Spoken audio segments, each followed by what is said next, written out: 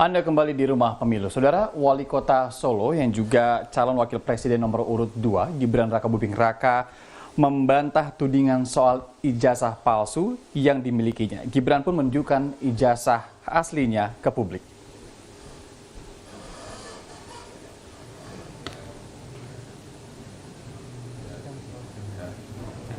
Gibran menunjukkan ijazah aslinya kepada wartawan di Balai Kota Solo, Jawa Tengah pada Senin siang tadi. Ia mempersilahkan awak media melihat langsung ijazah miliknya.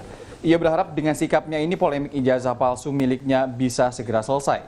Saat ditanya apakah ini merupakan upaya kampanye negatif yang menyerang dirinya, Gibran menganggapnya sebagai hal yang biasa saja, bahkan cenderung lucu. Ya mas, ijazahnya kalau palsu kan harusnya dipermasalahkan dari awal waktu pendaftar.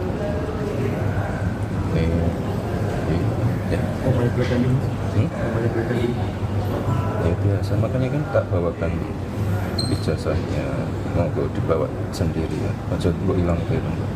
Tuduhan itu sangat merugikan ya mas? Enggak.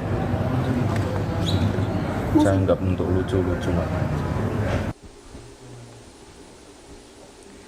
Tudingan ijazah palsu milik cawapres nomor urut 2 Gibran Rakabuming Raka sebelumnya beredar di media sosial. Sejumlah warganet mempertanyakan perubahan informasi pendidikan Gibran yang terdapat di internet. Salah satunya disuarakan akun X @Dr.Tifa. Dr. Tifa mempertanyakan riwayat pendidikan Gibran yang disebut pernah sekolah di Singapura dan Australia.